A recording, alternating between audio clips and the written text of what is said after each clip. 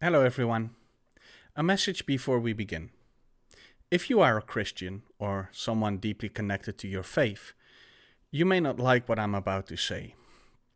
That's not my goal, but it may be the outcome.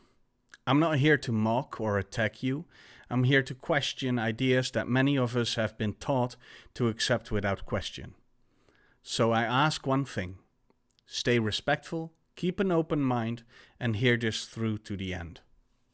Let's start with one of the most common claims: God is good, God is all powerful, God is all knowing. That sounds comforting. It gives structure to chaos, it gives meaning to suffering. But the moment you stop and really think about it, a tension appears, one that's hard to ignore. If God is truly good, why does suffering exist at all? Not just minor suffering, not just the kind that teaches a lesson or builds character. I'm talking about things like cancer, diseases that slowly destroy people from the inside out, children born into pain, pandemics that sweep across the world without discrimination. If God is both good and all powerful, then these things shouldn't exist. A good being would want to prevent them. An all powerful being could prevent them. So why don't they? One common answer is it's a test. But think about that for a second. If God is testing us, what does that actually mean? Testing implies uncertainty. Like God doesn't already know the outcome, but if God is all knowing, then why test at all? And even more importantly, what kind of being creates conscious, feeling humans only to put them through suffering as a form of examination? If human scientists did that, created sentient beings and exposed them to pain just to observe their reactions, we wouldn't call that good. We'd call it cruel. We'd call it unethical. We'd compare it to bacteria being observed in a petri dish.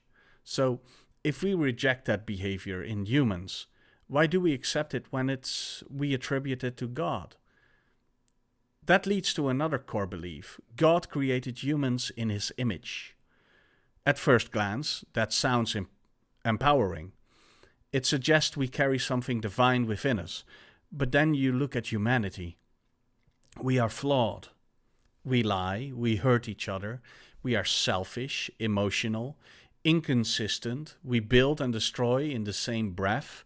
Even at our best, we are imperfect. So, what does that mean to be created in God's image? If we are flawed, does that mean God is flawed too? Because there are only a few possibilities. Either we were created imperfect by a perfect being, or we became flawed somehow despite being created perfect, or the Creator itself is not as perfect as we've been told. And none of those answers fit neatly into an idea of an all-powerful, all-good, flawless God. So maybe the problem isn't just the answers.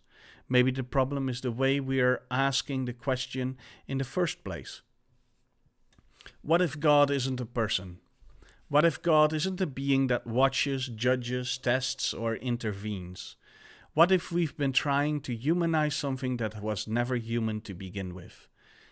Let's shift perspectives. Science tells us that the universe began with the Big Bang. Before that, there was nothing. There was no space, no time, just an incredibly dense point of energy.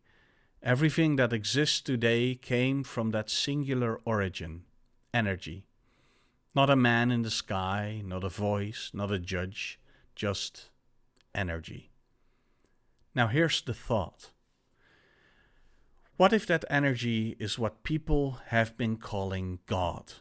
Not a conscious being making decisions, but the very foundation of existence itself. Imagine this. In the beginning, there was only energy, limitless, formless, everything and nothing at once. And instead of staying in that state, it collapsed into a single point, pressure built, heat intensified, and then release. The Big Bang. An explosion not of destruction, but of creation. In that moment, energy transformed into matter. Matter formed stars, stars formed elements, elements formed planets, and eventually life. In a way, everything that exists is a continuation of that original energy. You, me, every star in the sky. So what if God isn't a being watching over us, but the energy that became us? Not a ruler, but a source. Not a judge, but an origin. And if that's the case, then maybe the idea of God allowing suffering doesn't apply anymore. Because this version of God isn't making choices, it's not intervening, it simply is. The universe unfolds through natural laws, gravity, evolution, entropy, life emerges, changes, struggles, it adapts. And we are part of that process. Not tested, not judged, but formed. So maybe the question isn't, why would a good God allow suffering? But maybe the question is, why did we assume God was human-like to begin with? And if we let go of that assumption, we might not lose meaning. We might actually find a different kind of it. One where we are not subjects in tests, but expressions of something far bigger. Something that didn't create us to judge us, but became us in order to exist. And maybe that's a kind of divinity we've been overlooking this whole time. Thanks for watching, and I'll see you in the next one. Bye bye.